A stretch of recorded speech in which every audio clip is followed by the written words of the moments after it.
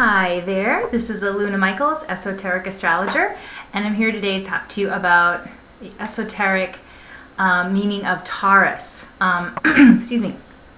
Okay, so basic Taurus, well, let's just start with this, that if you've got Taurus sun sign, Taurus moon sign, Taurus rising, a lot of planets in the second house of your chart, you would also be considered Taurus, so this would apply, the stuff I'm going to say is going to apply to you too. Taurus is a wonderful sign. It is the second sign of the zodiac, Aries being, coming out of the gate. And Taurus is steady. Taurus is rooting the energy of Aries, the initial burst of the zodiac. It's grounded. Taurus is loyal, devoted. But, there's a downside to those qualities. And for someone who's growing spiritually, you're thinking about, okay, I'm loyal, but am I maybe stuck in a relationship or with people or with ideas that aren't serving me, that need to be released? Change is really challenging for Taurus, a little threatening.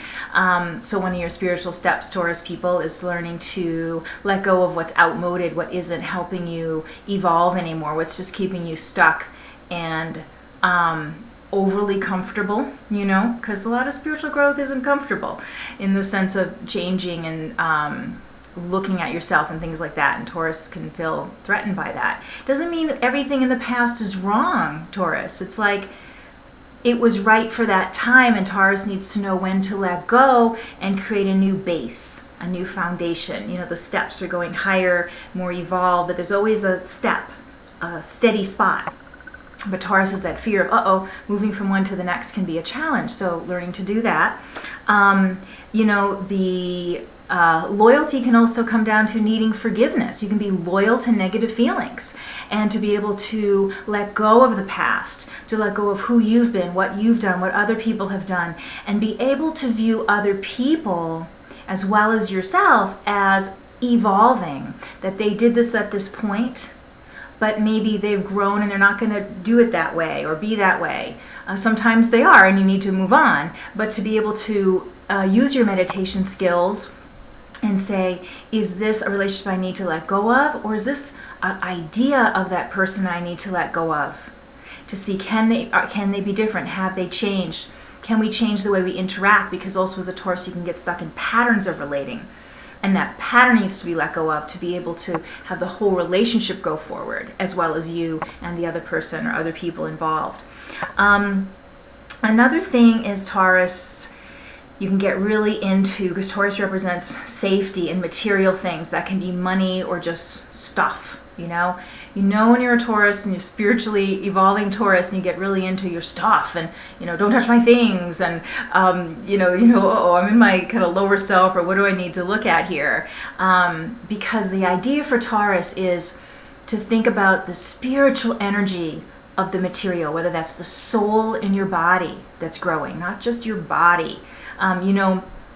When we talk about ages, how we're in the age of Aquarius, well, ages go backwards and they last a long time. So we're coming out of the Pisces age, going into the Aquarius age. But back, when it was the age of Taurus, that was the Egyptian times. And they were very Taurus.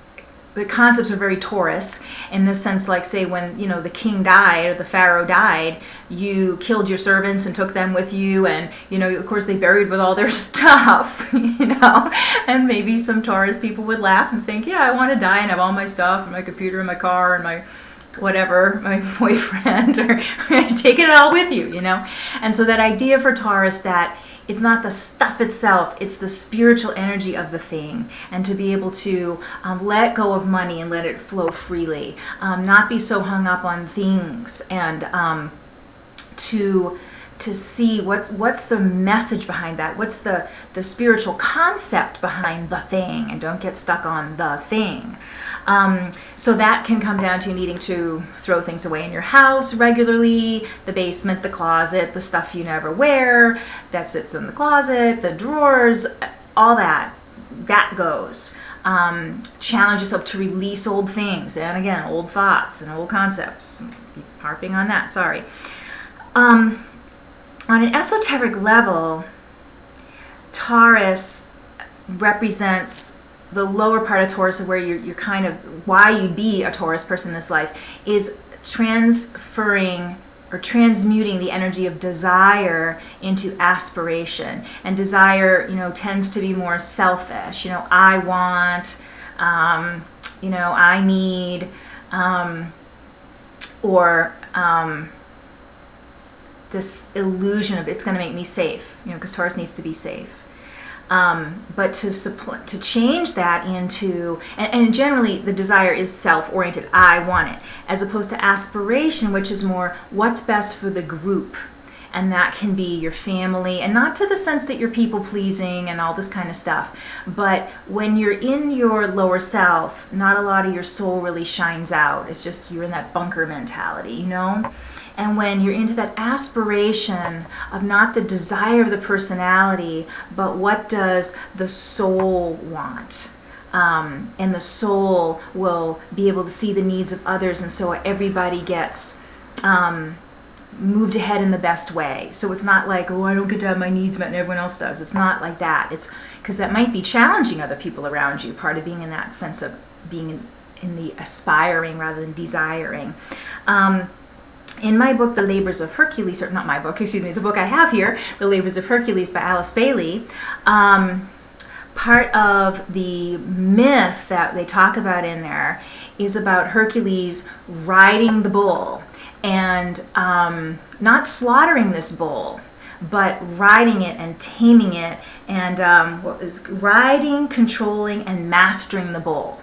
And the bull represents desire and selfishness. And for Taurus to be able to use material things with the higher soul energy, again, not being drowned in the money or the wanting or the gnashing of teeth and old ideas, all that stuff that's lower, it's heavy, but you're actually able to ride it and master it and know where that goes, so you're not feeling laden down by the world. And a lot of it, I know a lot of Taurus people, and they're just really, you guys can really beat yourselves up.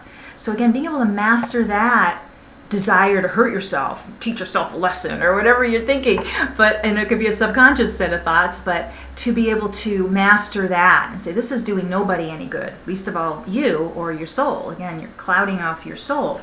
Let me look at, here's another thing that I wanted to talk about here. Let's talk about this. That in Taurus, one of the esoteric pieces is Taurus being the third eye, and the single eye and the focus of Taurus, which, sometimes the lower part of that is, my stuff and that concept and that guy hurt my feelings or whatever, can be a negative part of that single eye. I'm thinking of a beam coming out here of the third eye and the soul shining. But to be able to lift that to a higher level and to use that as the intuition through meditation, the focus of being a spiritual student and trying to connect with your soul and know what to do next and connecting with your spiritual guides, that's part of Taurus too. So becoming your attention focused on spiritual attainment and again connecting with your soul as opposed to whatever lower stuff,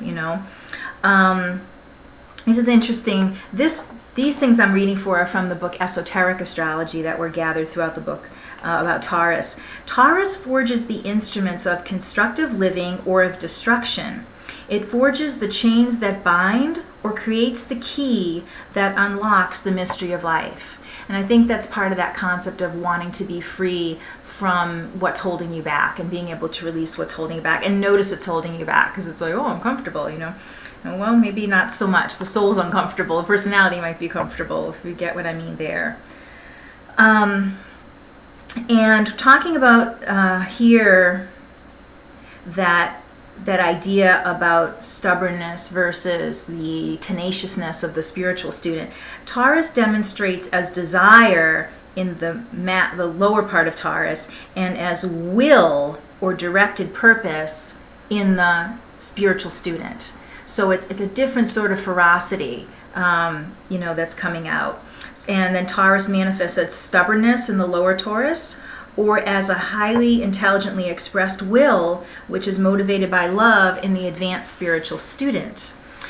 Taurians should ask themselves, is my present attitude, my work or intention driven by personality desire? Or am I working and planning directly under my soul's urge? This should give the keynote of all Taurus problems. So basically, is it coming from a little lower personality desire, or is it the soul? Of course, I'm beating a dead horse there, sorry.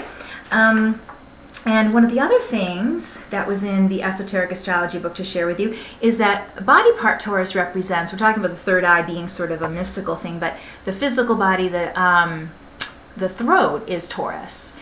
And the thyroid gland, the glands corresponds with chakras and things like that. So the thyroid gland is also Taurus. And, they're talking about in this book about speaking the truth, that Taurus often does hold back the truth or has trouble even knowing what their own truth is, but to be able to meditate, to know what's right for your soul, and by that nature how you're going to interact with other people. If you're operating as a soul, you're going to make some other people uncomfortable because they're used to you just doing the same thing, and now suddenly you're changing.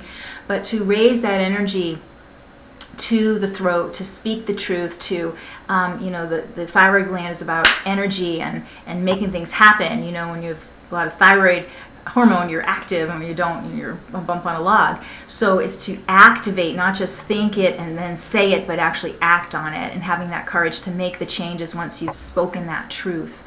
But first you've got to find out what that truth is, and that does take meditation and inward looking. Let me try to think maybe some other things for Taurus. Oh, I should talk about food when you talk about Taurus. That's one of the things. There are all sorts of indulgences, food, wine, women, whatever. I mean, the sex, the food, the drinking, the cigarettes, the just, basic ways people feel good kind of thing. Taurus can really get stuck in that stuff. And it's like, how am I using substances or even sexuality to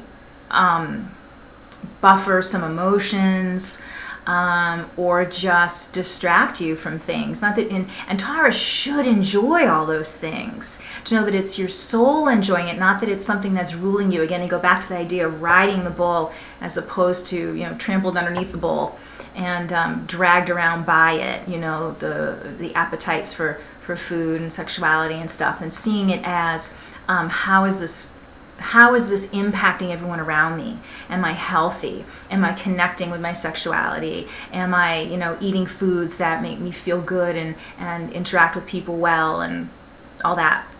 So Taurus needs a lot of self-love and gentleness towards yourself, but also knowing when to move, knowing when being gentle is actually